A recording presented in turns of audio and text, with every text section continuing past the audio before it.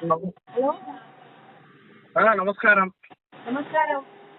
நான் திருச்சியிலேருந்து ஐயப்பன்ட்டு வக்கீல் பேசுறேம்மா. சரிங்க, சொல்லுங்க. சௌரியமா இருக்கேளா?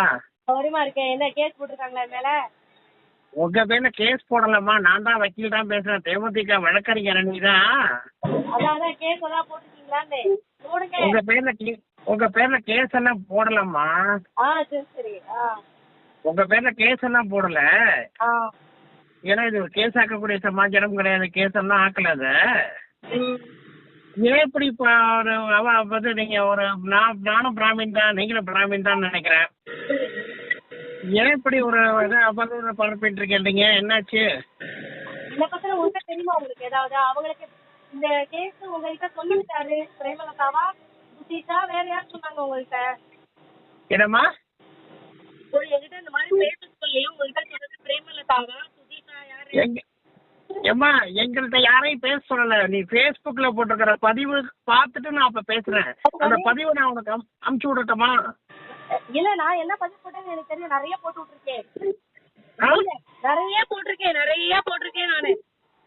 அதாம்மா, நீ போட்டிருக்கிற பதிவு, அதாவது பதிவு போட்டதுனால தான் நான் எடுத்து பேசுறேன். புரியுதா? இல்ல யாரும் என்ன பேச சொல்லல.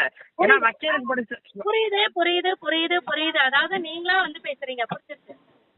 நானே தான் இப்ப வந்து பேசுறேன். ஏன்னு கேட்டேன்னா ஒரு இது வரும்போது என்னங்கறத கேட்கணும் போனோம். ஏன்னா அந்த கண்ணப்படி அவதூறு பரப்புறதுங்கிறது வேற. சரி. என்னங்கிறது கேட்கணும் போனோம். அதுக்காக தானே கேட்டேன் நானு. ஏன்னா என் ஊர் வந்து திருச்சி. நான் வந்து வக்கீலா தான் இருக்கேன் நானு. சரி. நான் கேப்டன் கூட இருந்தவன். என்னன்னு தெரியணும் போனோம். ஏன்னா ஒரு தொடர்ந்து நீங்க போட்டிருக்கேன். நான் பார்த்துட்டு விட்டுறது. இது ஏன் இப்ப இதுன்னு சொல்லிட்டு இன்னைக்கு கொஞ்சம் வல்கரா வார்த்தைகள் வந்திருந்தது. என்ன வாழ்க்கை வந்திருந்தது? இல்ல, ஏதோ கடத்தி கொண்டு போய் வச்சுட்டா, எஃப்ஐஆர் போட்டிருக்கா, நீங்க எது பண்ணிருக்கோம் அப்படின்னு சொல்லிட்டு சொல்லியிருக்காரு. உண்மைதான். சிங்கிலிப்பட்டி சமீபத்துல போனாங்க தெரியுமா? என்னம்மா? புரியல. சமீபத்துல அவங்க சிங்கிலிப்பட்டி போனாங்க தெரியுமா? ஆ? சிங்கிலிப்பட்டி போனாங்க தெரியுமா? சமீபத்துல சிங்கிலிப்பட்டி.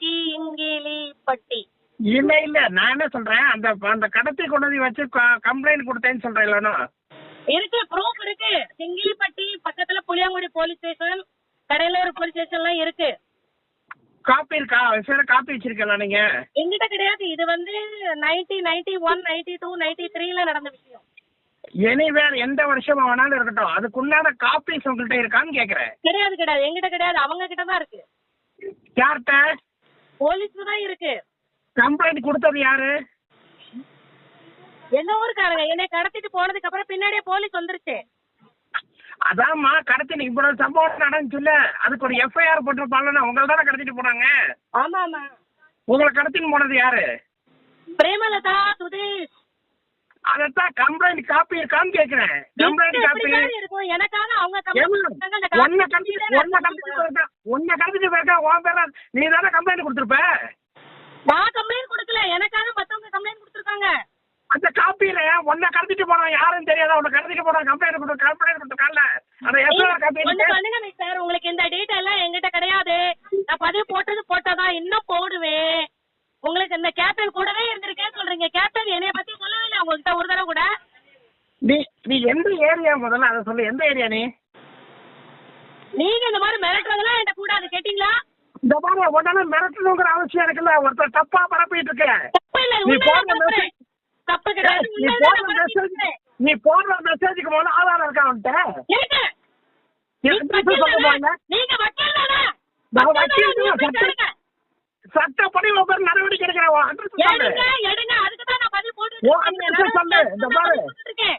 நான் அட்ரஸ் சொல்றேன். Number 11 Gandhi complex. நோட் பண்ணிக்கோ.